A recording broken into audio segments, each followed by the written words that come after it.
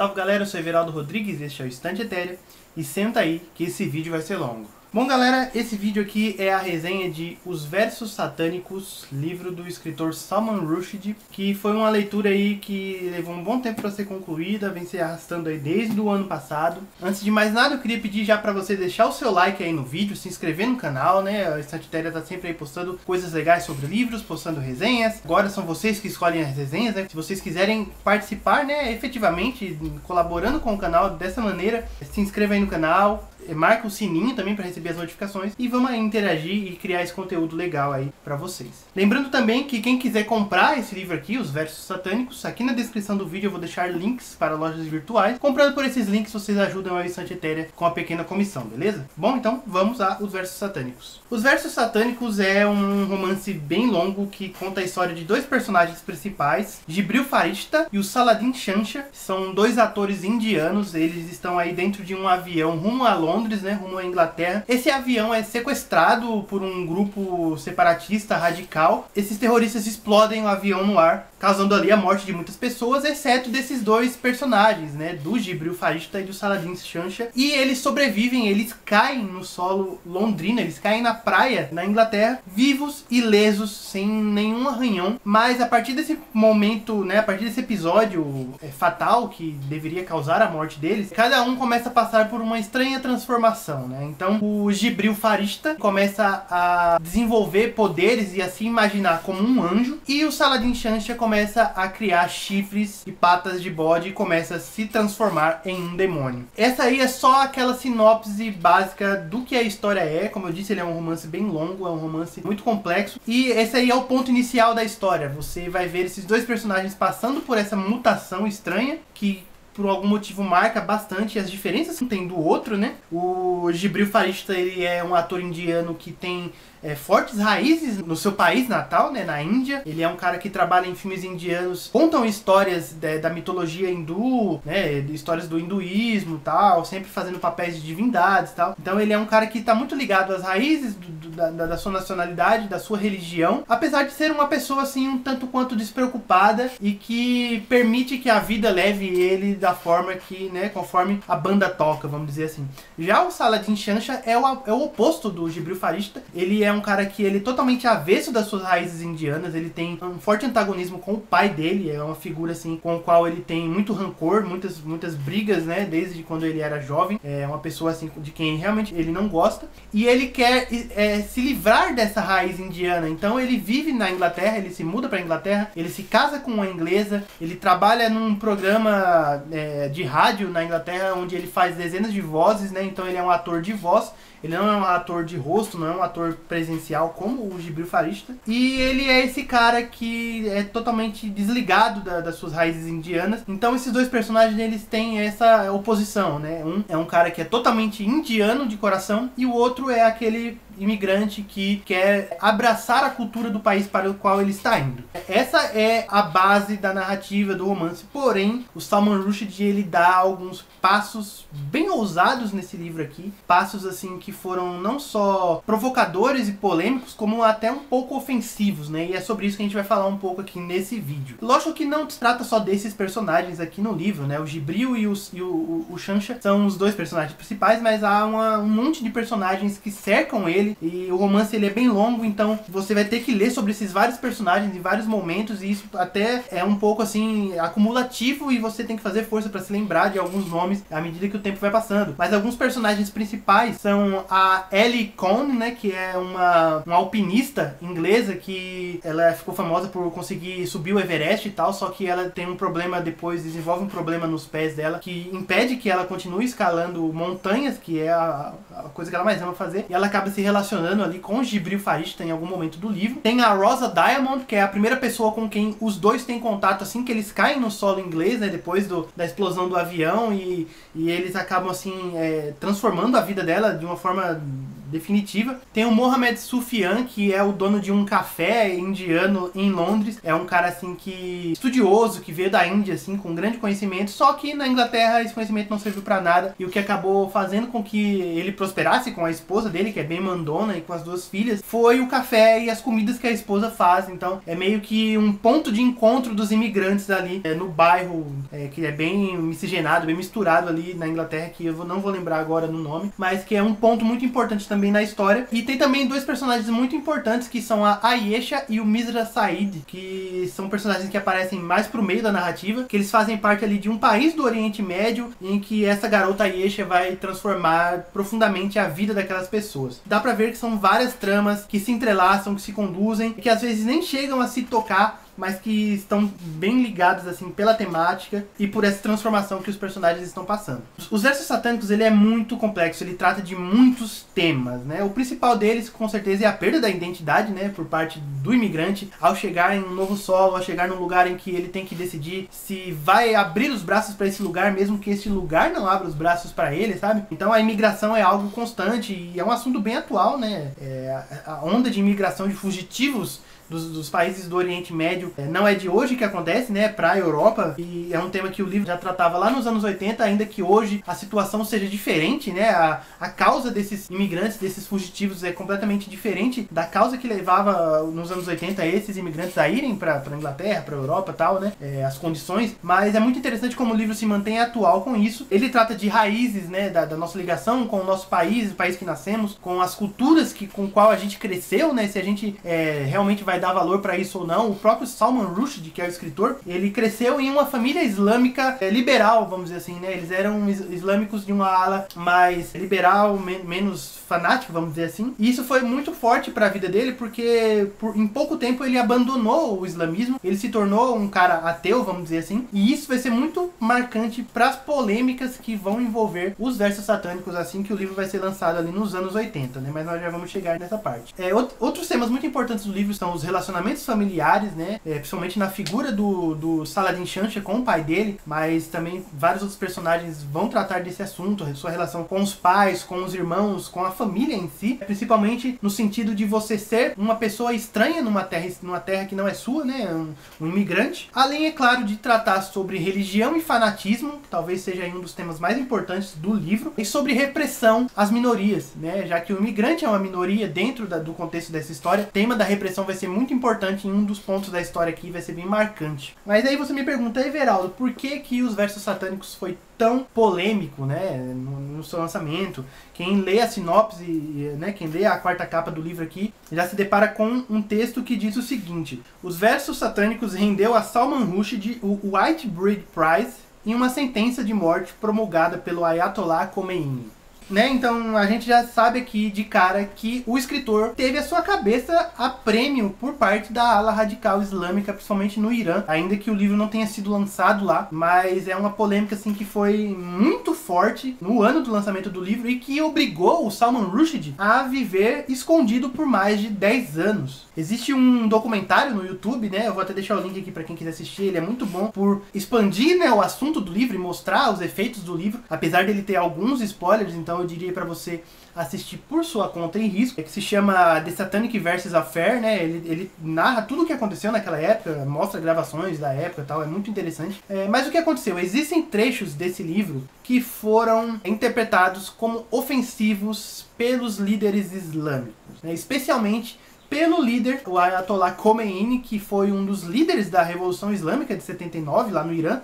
Um tema aí que vale muito estudo, porque mudou profundamente os efeitos, as políticas, e até hoje tem impacto no relacionamento entre o Ocidente e o Oriente Médio, né? Ele instalou esse governo islâmico no Irã, e isso reverberou em vários países do Oriente Médio e tal. Então é um tema muito interessante. E, lógico, o Ayatollah Khomeini, ele era considerado um descendente de Maomé, né? Então essa é uma figura figura muito importante dentro do islamismo. E existem trechos desse livro que tocam profundamente nas raízes do islamismo, né? É um assunto muito delicado, todo mundo sabe como que a religião islâmica ela é conhecida por ser pouco tolerante, com pensamentos contrários, né? Com críticas e tal. E vindo da ala fanática, né? Da ala realmente radical do Islã, a reação é ainda mais perigosa, e foi o que aconteceu com o Salman Rushdie e com todos os envolvidos no livro, né? Eu vou falar um pouquinho aqui sobre esses trechos que foram polêmicos para o livro. Pode ser que seja spoiler para quem, né, está mais interessado em ler o livro profundamente e interpretá-lo. Então eu vou deixar aqui a marca do tempo em que esses spoilers acabam. Se vocês não quiserem ouvir esse trecho, né, aí vai ser da sua conta de risco, você pula para onde esse tempo aqui está mostrando. Enfim, durante as alucinações do Jibril Farishta, né, em que ele se vê assim transmutado no anjo Gabriel, meio que só psicologicamente, né, ele exerce a força do anjo Gabriel, mas ele não se transforma num anjo, ele não cria asas. Não é a mesma coisa do Paladin Shancha, que realmente se transforma num demônio físico e vive todas as dificuldades e todo o sofrimento que essa aparência monstruosa acaba trazendo para ele. E nessas alucinações do Jibril Farishta, ao se transformar no anjo Jibril, né, no anjo Gabriel, como que é dito, né, no árabe, ele tem assim visões do nascimento do Islã. Só que o Salman Rushdie, ele fez uma maneira de recontar as origens do Islã de uma forma que fosse um pouco sutil, né? Ainda que não totalmente sutil, e dependendo de você dar uma pesquisada, você rapidamente percebe que é sobre Maomé que ele está falando, né? Então ele vai lá para o ano, né, o século V depois de Cristo, e ele reconta, né, como o profeta recebeu as suas revelações e começou o islamismo. Primeiro de uma maneira assim um pouco mais apaziguadora, né, tentando realmente converter aqueles árabes que na época eram politeístas, e depois de forma mais forte, né, realmente com o uso da guerra, com o uso das armas, como realmente foi o início do Império Árabe ali. Mas o Salman Rushdie, ele reconta as origens do Islã de um jeito um pouco mais pernicioso, um pouco mais insidioso, mais maldoso, e eu acho que isso teve realmente um forte impacto para quem era islâmico na época e viu essa maneira de ter sua religião recontada, né? Então, primeiro que o Maomé não é chamado Maomé no livro, ele é chamado Mahmud, que era uma forma pejorativa de chamar Maomé na época, né? Então, já começa por aí, ele trata o profeta com um nome um pouco pejorativo, ele troca o nome das cidades, então Meca vira Jahiliya, e alguns personagens assim são inventados para dar um contexto assim, mas basicamente ao recontar a origem do Islã, o Salman Rushdie coloca a influência satânica na religião, né, no islamismo. Então, de uma forma bem sutil, ele tenta mostrar que não foi o anjo Gabriel que fez a revelação para o Maomé, para o Mahmud, mas Shaitan, né, ou Satã, como é dito no árabe, né? Trocando essas figuras, ele acabou trocando a natureza da origem do Islã, de uma origem divina para uma origem maléfica. E esse é só o começo, existem muitos outros trechos ainda mais polêmicos no livro, como a própria origem do título, né, os versos satânicos, que é sobre um determinado conjunto de trechos do Alcorão que teriam sido realmente soprados para Maomé pelo demônio, e depois o Maomé teria retirado esses textos do Alcorão ao descobrir que tinha sido trapaceado. Mas o Salman Rushdie, ele vai além, ele coloca toda a religião islâmica como sendo algo de origem satânica, de origem maléfica, e isso é só o começo de algo que realmente marcaria e revoltaria muitos islâmicos na época do lançamento do livro, né? Então, existe um trecho em que há ali um puteiro, né, um cabaré na cidade de Jahiliya, e em determinado momento as prostitutas assumem os nomes das esposas do Maomé, né? Isso realmente é bem impactante, é bem marcante, é bem despudorado, e faz parte de alguns desses trechos que levaram os radicais islâmicos nos anos 80 a rechaçarem o livro e a ameaçarem o escritor